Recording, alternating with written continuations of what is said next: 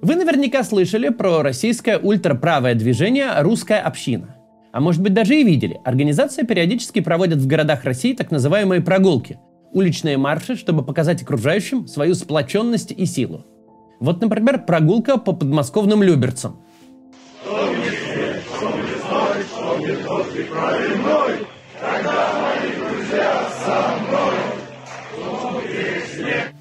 В России есть аудитории, которые такие прогулки в балаклавах импонируют. Однако недавно русская община совершила действие, которое вызвало гнев, пожалуй, сразу у всего спектра российской аудитории. При этом общинники, выкладывая видео, явно ожидали одобрительных реакций. Сегодня поговорим, что же такое случилось, и разберемся.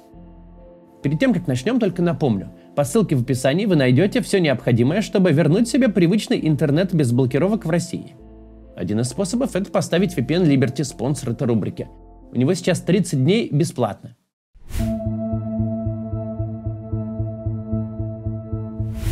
В разных регионах страны местные отделения русской общины взяли на себя специфическую функцию. Они выслеживают, ловят и передают военной полиции дезертиров и самовольно оставивших части. К примеру, в середине октября они поймали военнослужащего по имени Денис в деревне Лаврово под Томском.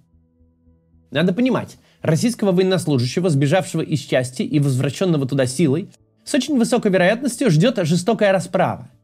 Речь не о расстреле перед строем в духе массовых армий Первой и Второй мировых войн. Тогда казнь все же подразумевала какую-то юридическую процедуру в соответствии с действующими законами и уставами. Даже отдельную церемонию, если позволяет боевая обстановка.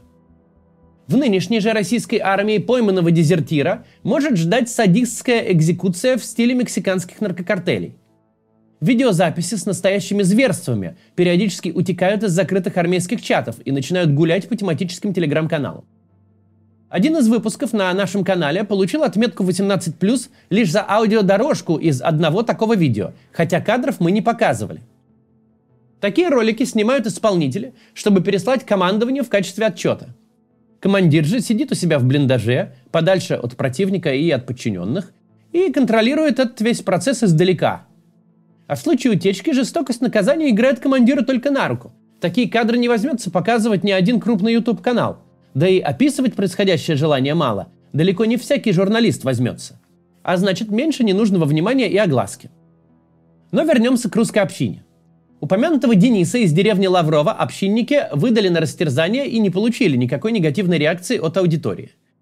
Потому что в той истории есть важный нюанс. Согласно посту, опубликованному общиной, Денис бил окна, угрожал окружающим, совершал грабежи, приставал к несовершеннолетней девочке и в целом терроризировал целую деревню.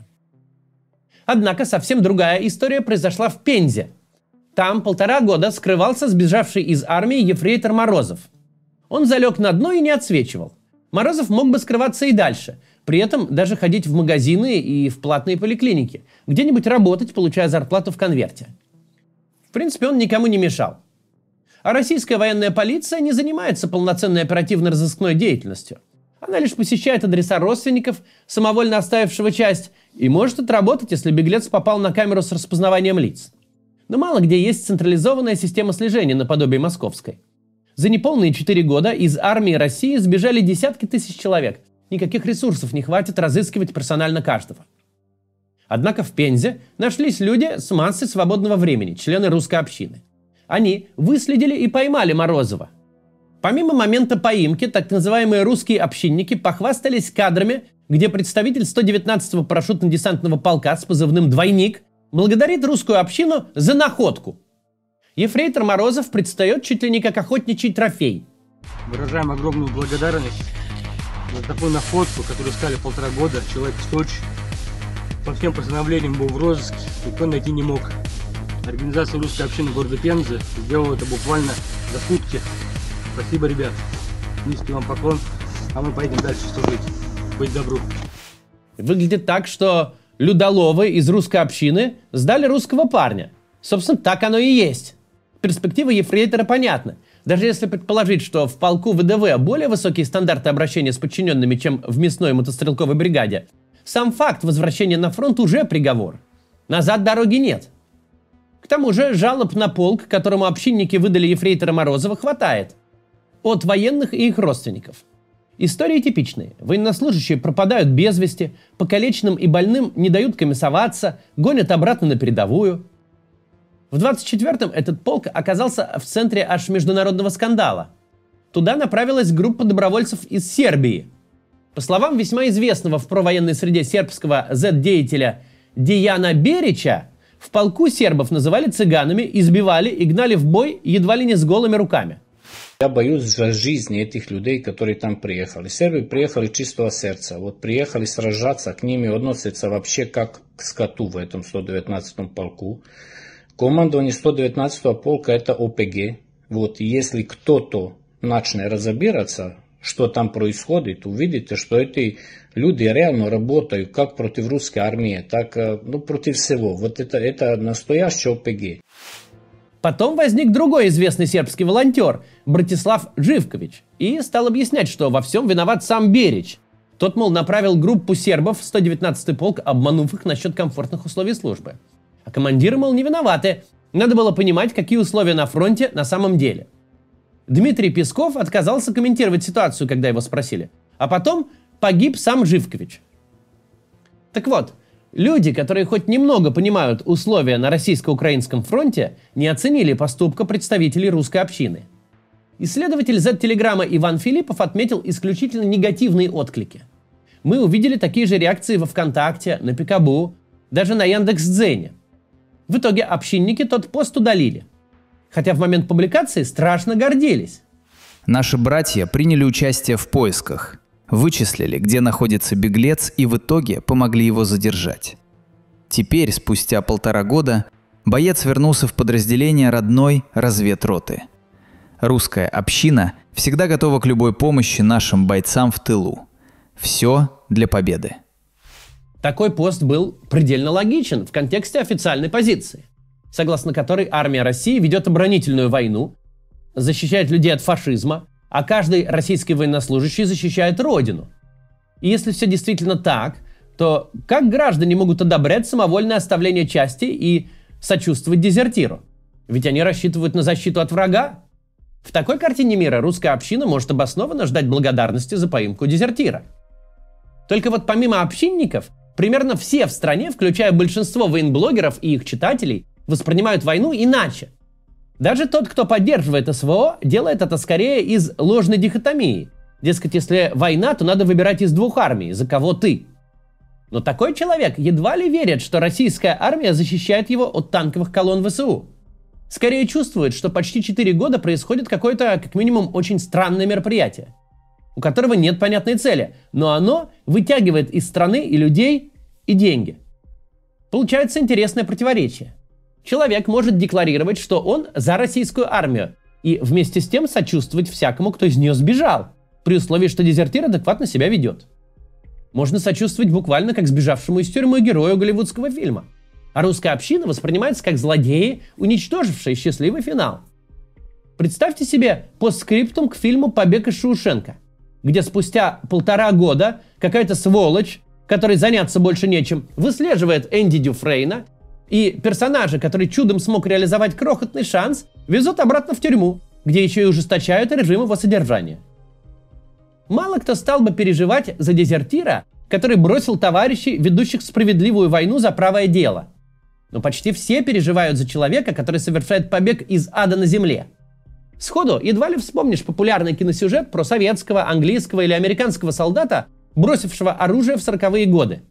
Есть лишь редкие, малоизвестные фильмы, идущие против мейнстрима. Зато истории побегов из тюрем и концлагерей много, и собирают они огромную кассу. В условиях большой войны и двоемыслия, которые навязывают десяткам миллионов россиян, очень не хватает индикаторов, позволяющих увидеть, что граждане думают о войне и что чувствуют по ее поводу. Это ведь не менее важно, ведь думать можно разное. Мысли даже могут друг другу противоречить. А такой вот эпизод с пойманным ефрейтором – это такая лакмусовая бумажка. Аудитория демонстрирует. Да слава богу, что парень смог оттуда вырваться. Жить бы ему и дальше в Пензе, а не гибнуть под Покровском, находясь в распоряжении мясников-командиров. А вот еще деталь. Русская община, публикуя оригинальный пост, подчеркнула, что пойманный ими боец не мобилизованный, он подписал контракт с Минобороны. Однако такая ремарка ни на что не повлияла. Нет такой реакции, что, мол, раз получил выплату, так иди отрабатывай на передовой, а не в тылу отсиживайся. Потому что в действительности мало кому нужно, чтобы ефрейтор отработал выданные ему деньги. Очень мало кто чувствует, что отработка эта принесет стране что-то хорошее. Выплату получил, а с войны сбежал? Ну и молодец.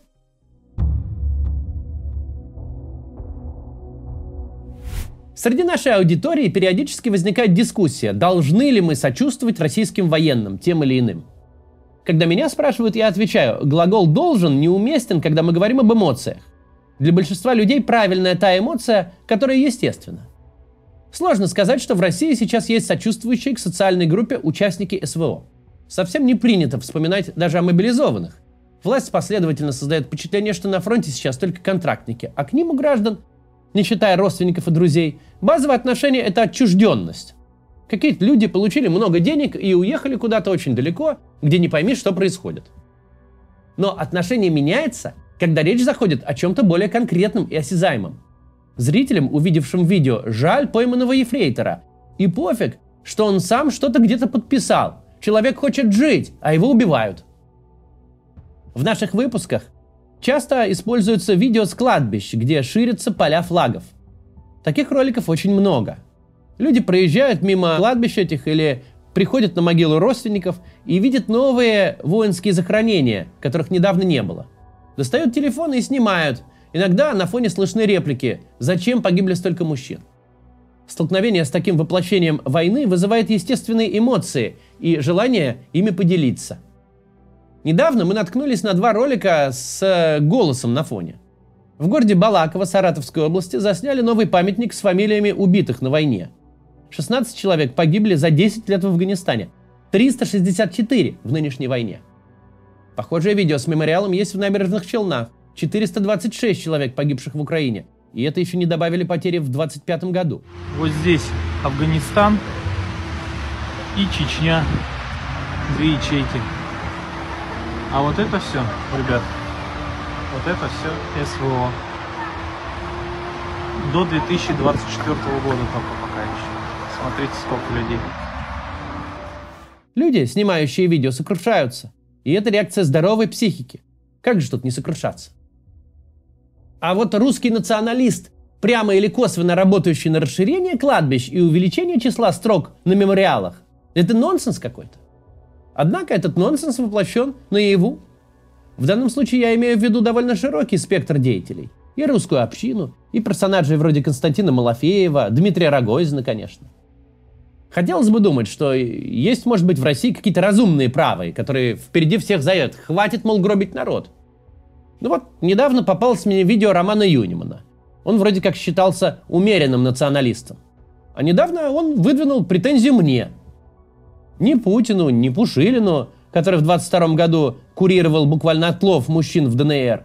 Студентов-первокурсников не щадили, убивали в штурмах жителей одних донбасских городов, чтобы разрушить другие донбасские города. Но претензия мне.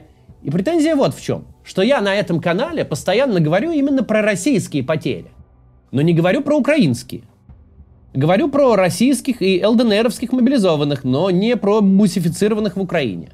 Дескать, данный поединок требует судейской и медийной непредвзятости.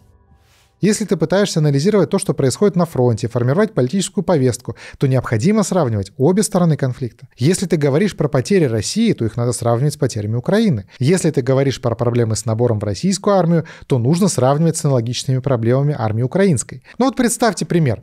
Вы смотрите поединок по боям без правил, а комментатор описывает все удары, которые пропустил один из бойцов, все синяки на его лице, одышку, и просто игнорит второго бойца. Он вообще почти в кадр не попадает.